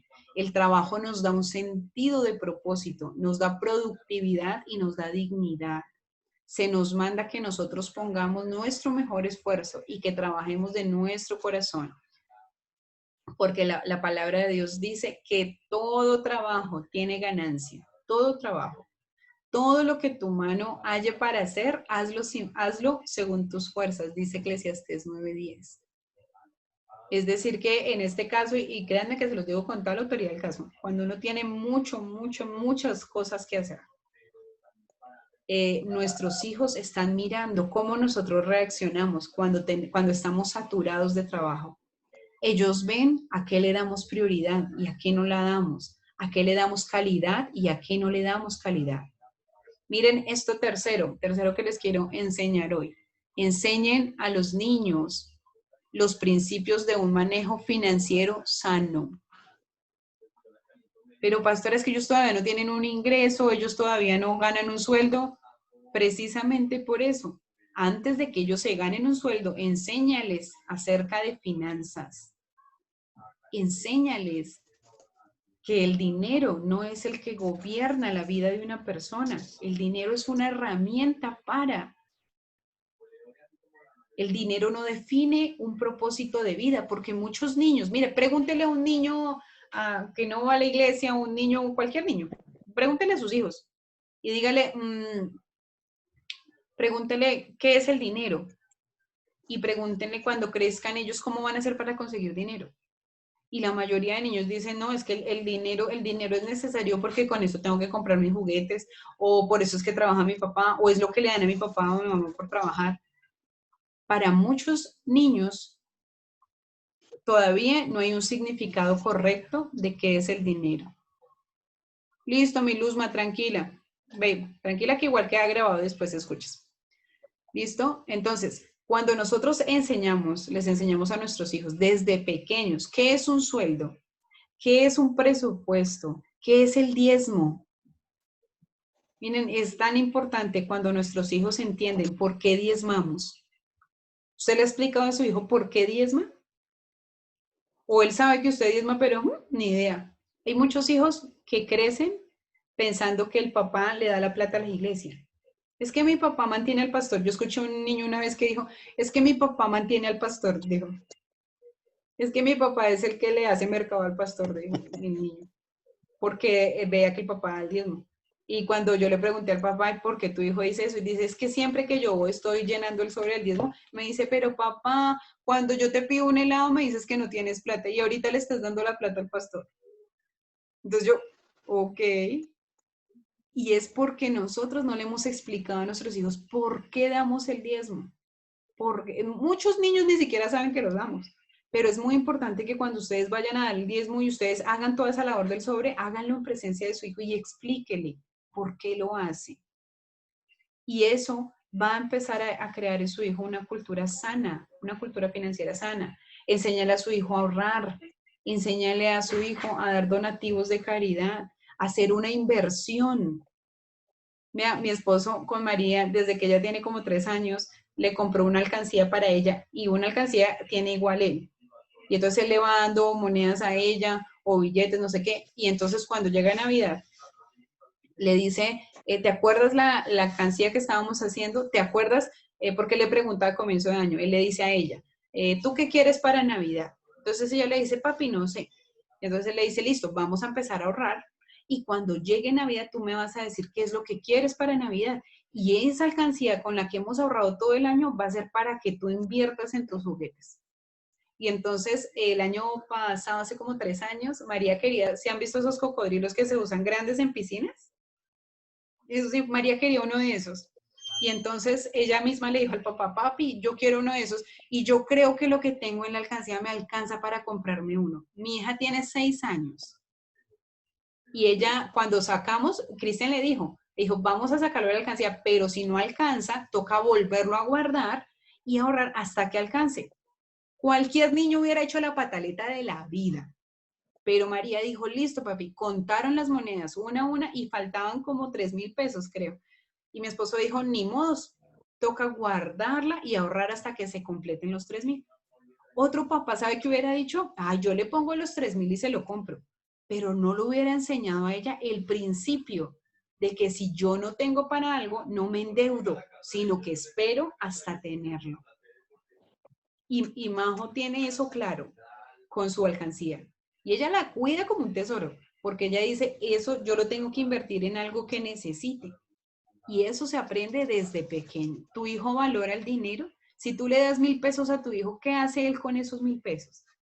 Y si la respuesta es que se los gasta de una en una sola, tu hijo no sabe ahorrar. Tu hijo no sabe cómo se usa el dinero, en qué se invierte, en qué se gasta. Aquí en la pantalla tengo muchos versículos que nos sustentan esto que yo les estoy enseñando. en Primera de Timoteo capítulo 6 dice, enséñales que hagan el bien, que sean ricos en buenas obras, que sean generosos y prontos para compartir, acumulando para sí el tesoro de un buen fundamento para el futuro. Y Lucas capítulo 16 dice, por tanto, si no han sido fieles en el uso de las riquezas injustas, ¿quién les confiará las riquezas verdaderas? Lucas capítulo 6 dice, den y les será dado, medida buena, apretada, remecida y abundante. Proverbios capítulo 6, verso 6 dice, ve a la hormiga perezoso, observa sus caminos y sé sabio. Salmos capítulo 90 dice, enséñanos a contar de tal modo nuestros días que traigamos a nuestro corazón sabiduría. Y Proverbios capítulo 21, verso 20 dice, tesoro precioso y aceite hay en la casa del sabio, pero el necio todo lo desperdicia. ¿Listo? Cuarto principio, es muy, muy importante. Instruya y entrene a los niños en cómo ejercer mayordomía sobre su propiedad interna para el propósito de Dios. Y vean, esto es muy importante, provéales oportunidades para que inviertan y usen sus ideas, creatividad y habilidades. Esto en otras llanas palabras es, permítale a su hijo desarrollarse como ser humano. No esperen hasta que tengan 11 años para que él empiece a hacer voz en la casa. Permítale que desde chiquito él exprese sus ideas, se tenga en cuenta su palabra, se tenga en cuenta sus compromisos. Enséñale a su hijo que él es administrador de algo en la casa. Enséñale a su hijo que él no es solo una boca que se alimenta en la familia, sino que su voz es respetada, es valorada y es evaluada. Esas tres cosas. No es que su hijo cometió un error, por ejemplo, o dejó de hacer algo en la casa y no importa, yo lo hago, no pasa nada. No, para y enséñale. Pero es que mi hijo tiene 5 años. Por eso, porque está en la edad de aprender, porque está en la edad, si su hijo a los 5 años no es responsable de sus propias decisiones, cuando tenga 15 tampoco lo va a hacer. Si mi hijo rompió algo, si mi hijo dañó algo, yo tengo que enseñarle cuál es el procedimiento cuando yo hago algo incorrecto. Yo me acuerdo que me pasó con Alejandro que tienen unas tarjetas acá como un naipe. Y a Alejandro le encantaba, miren, yo que les digo, regarlo por toda la sala. Y yo, ¡ah! Y muchas veces yo lo recogía porque me daba pereza, que yo le decía a él, recógelos, y Alejandro salía y se iba. Un día, miren, un día hizo el reguero y yo lo llamé y me quedé ahí hasta que recogió la última tarjeta. Y no les miento, se demoró 2 horas y algo más recogiendo esas tarjetas y yo ahí sentada hasta que recogió la última. Y lloraba, y cada que recogía 3 tarjetas lloraba y le pedía el favor a María José y llamaba al papá para que le ayudara y nadie le ayudaba. Y ahí sentado y lloraba y la última tarjeta la guardó él solo entre la caja. ¿Y ustedes creen que él volvió y hizo ese reguero de tarjetas? No, él ahora sacaba de a una, porque fue, digamos, tan clara la enseñanza que él dijo, ya si yo lo vuelvo a hacer, es mi responsabilidad volverla a recoger. Así que no solo instruyannos, sino que denles oportunidad para que ellos puedan expresar eso que aprendieron acerca de la mayordomía y de la propiedad. ¿Listo? Por último, quiero mostrarles este árbol en el cual su base es Cristo. Solo Jesucristo nos permite tener un espíritu regenerado y nos permite renovar nuestra mente. Nuestra manera de pensar, la manera como vemos al mundo, solo es renovada cuando Cristo renueva nuestro corazón. Y es lo que Él está haciendo en estas clases. Y cuando eso pasa, somos capaces de vivir ese autogobierno bajo el señorío de Cristo, de poder generar o cultivar más bien nuestro carácter y nuestra conciencia. Y de verdad, solo ahí de verdad, ser siervos para poder dar un fruto en la vida de nuestros hijos. ¿Listo? Entonces, cuando hablamos nosotros de enseñarle la propiedad, la mayordomía a nuestros hijos, tenemos que empezar por nosotros. Porque nada hay que tú le puedas enseñar a tus hijos que tú mismo no vivas. Yo les decía en la clase pasada, nuestros principales jueces y más crudos jueces son nuestros hijos. Ellos nos juzgan sin compasión. Ellos no ven lo que quisimos hacer, ellos no ven la buena intención, sino ellos ven lo que nosotros hacemos así a carne viva, por decirlo de alguna manera. Y esto que aprendimos hoy nos lleva a ser más conscientes de qué ideas tenemos en nuestro corazón, a ser más conscientes de qué ideas abrigamos en nuestra mente.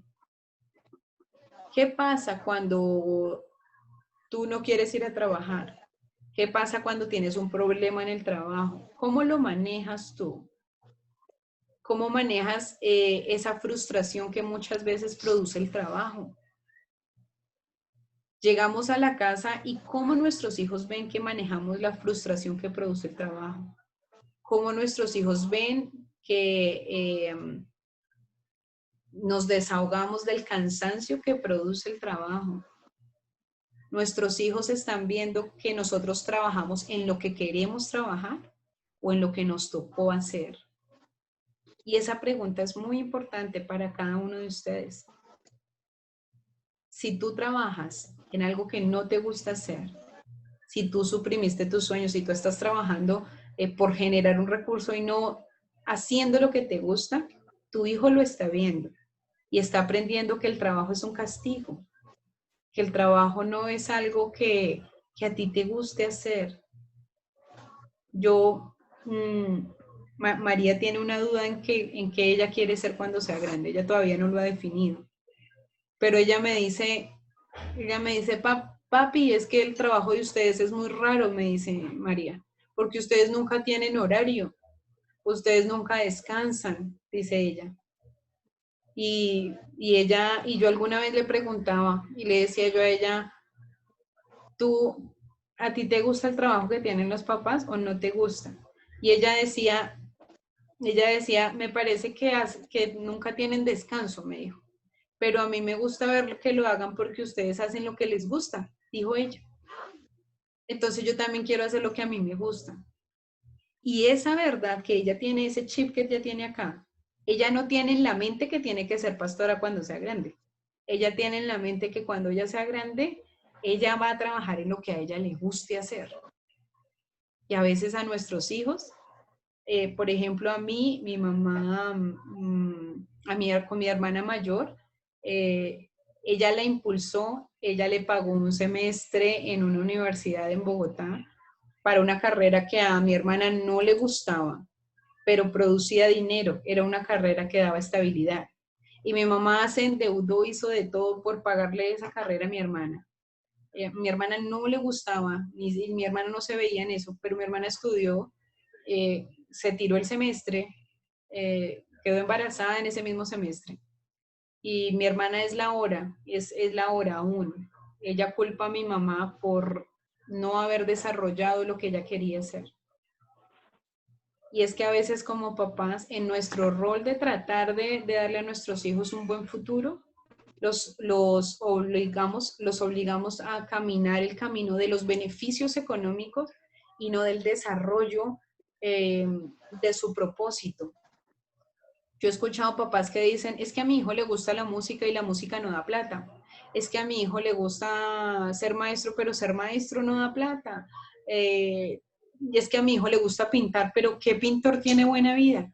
Y mira, yo te digo algo. El propósito que Dios puso en el corazón de tu hijo trae con él bienestar.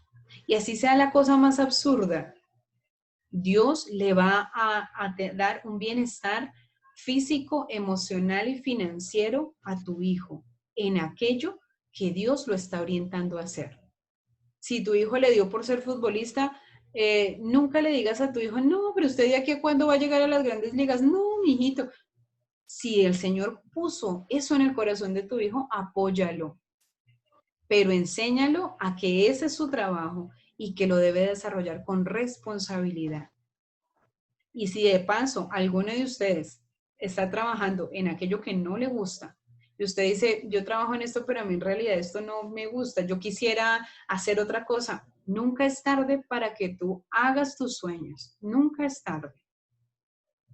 Miren, yo trabajé mucho tiempo en call center, pregúnteme lo que quiera de call centers que yo sé, cualquier, yo era, ¿qué perfil necesita en un call center? Trabajé de todo, en todas las ramas.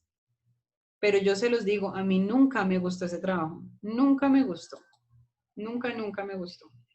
Lo hacía porque, por los horarios, porque le pagan a uno muy bien, de verdad, pero nunca me gustó. Y yo siempre iba frustrada a trabajar, siempre iba frustrada al trabajo.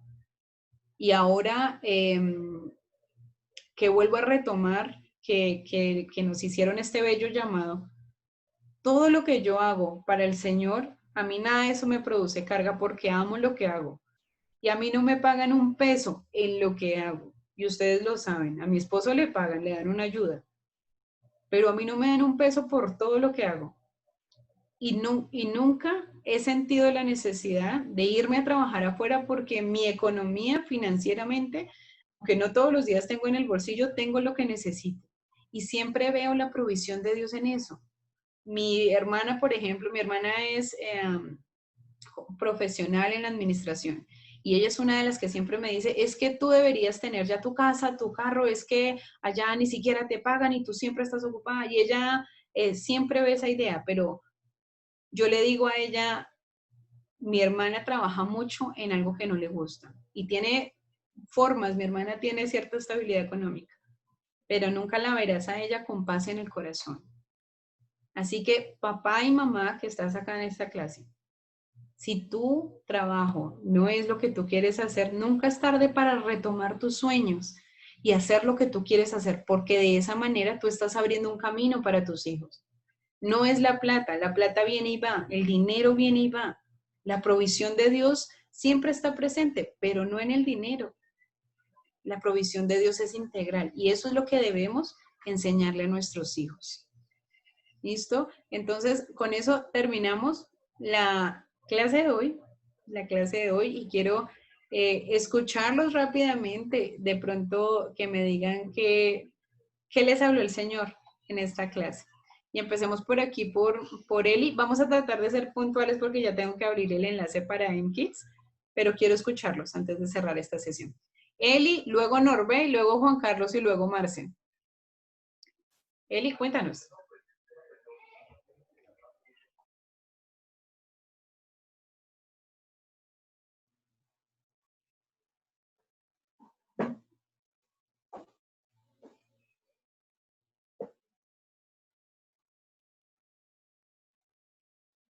Dios le da un talento y trabajar en ese talento que Dios le ha dado a uno, no hacer las cosas porque de pronto no tengo para arriendo, entonces trabajo en lo que me salga por cumplir con eso, porque pues detrás de eso hay una enseñanza para mi hijo, hacer y potencializar los talentos que de pronto tenga mi hijo y no imponerle lo que yo de pronto fui. Vale, gracias Eli. Norbecillo. No, mi caso que no tengo que esperar que mi hijo tenga 15 o 18 para instruirlo a mayor mía. Yo entiendo que estoy pasado de edad, él tiene 8, el otro cumple 9, si Dios lo permite, y ya estoy pasando tiempo de instruirlo en su vida, de manejar la mayordomía. Qué bien, gracias Norbecillo. Juan Carlos. Juan Carlos que está por allá en otro lado, lejos de la mesa, Dios mío. Desde los Miami. Desde los Miami. No, debemos entender que, como pues dijo la pastora, nosotros somos el ejemplo de nuestros hijos. Entonces, según nuestros actos, según cómo nosotros nos expresemos, ellos también pues tomarán ese lugar. Me he dado cuenta muchas veces que pues uno dice a veces alguna palabra, se les sale alguna palabra y entonces nuestros hijos la repiten. Entonces, pues debemos tener pues cuidado con esa clase de cosas y darles a entender a nuestros hijos que sí, que todo lo que hagamos sea para glorificar el nombre de Dios y que pues según lo que ponga Dios en sus corazones, pues nosotros guiarlos y apoyarlos en sus decisiones, siempre y cuando sean pues buenas para ellos. Entonces, ser ejemplo para nuestros hijos. Gracias, mi Juancho. Marce, hace su aporte por aquí, por el chat. Dice que lo que más le impactó fue, me imagino que la diferencia entre responsabilidad y obligación.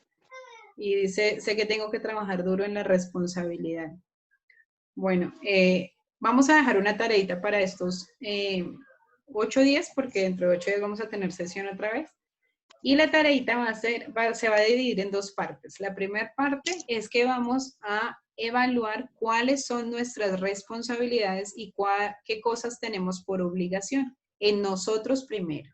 ¿Listo? Tú vas a sacar un tiempo y vas a decir cuáles son mis responsabilidades, cuáles cosas sé que debo hacer y nadie tiene que recordármelas, y cuáles son mis obligaciones, cuáles son esas cosas que a mí se me olvidan, me las tienen que recordar, o simplemente dejo de hacer.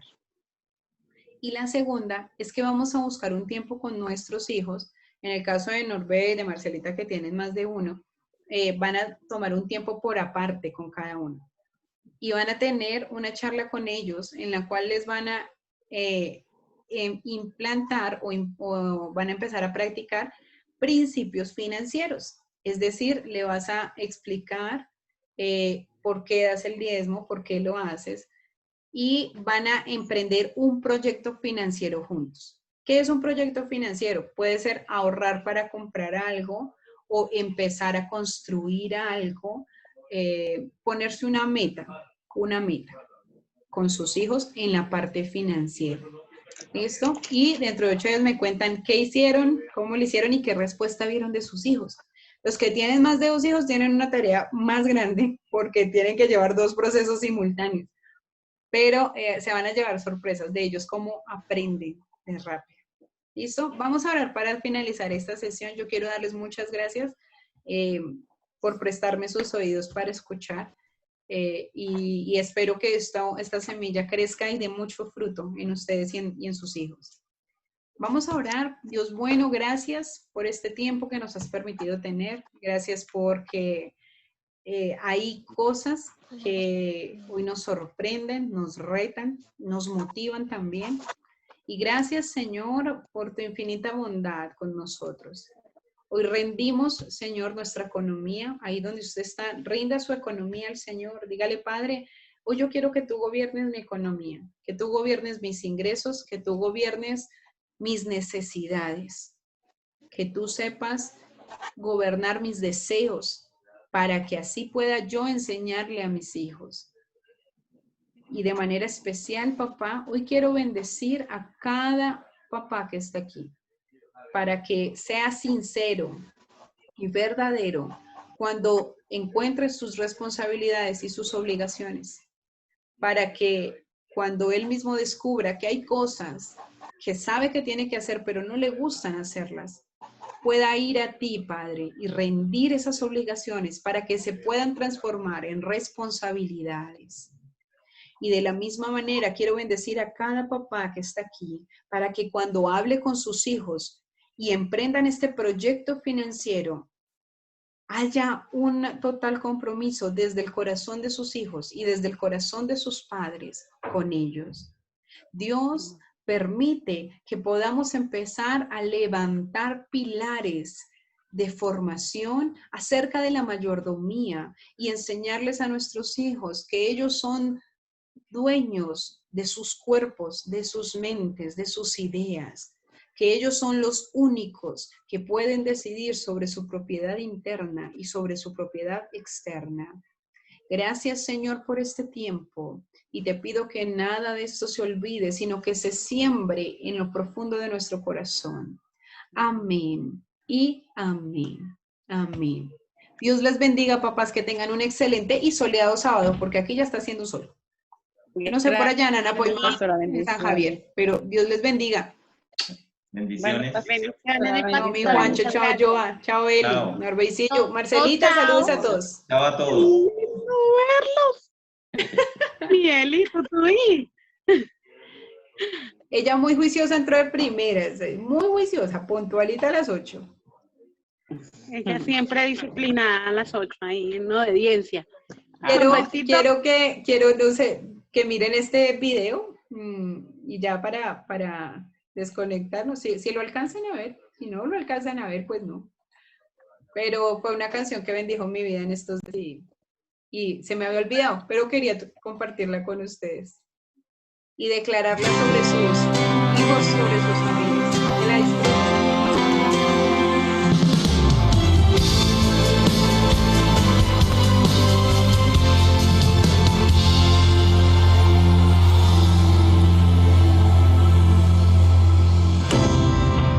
Me dijeron que no tengo nada, que mi casa está desierta y que solo tengo deuda,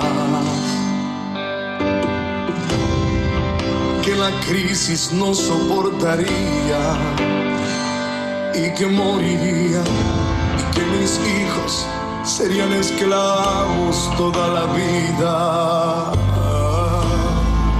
Pero hoy me levanto a declarar que me queda una vasija con aceite y eso será suficiente para la crisis yo vencer. Esa vasija es un gran ministerio, esa vasija es mi familia con unción.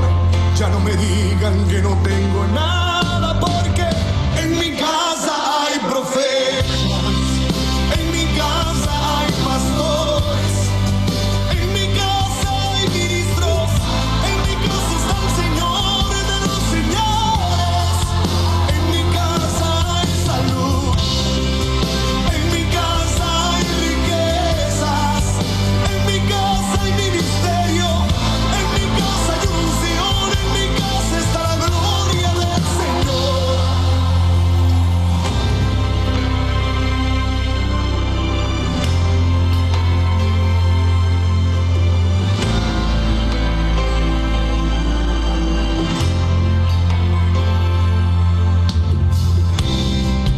Que la crisis no soportaría y que moriría y que mis hijos serían esclavos toda la vida.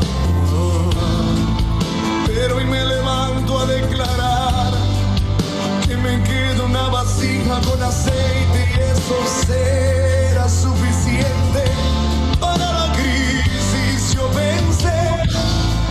Esa vasija es un gran ministerio, esa vasija es mi familia con unción. Ya no me digan que no tengo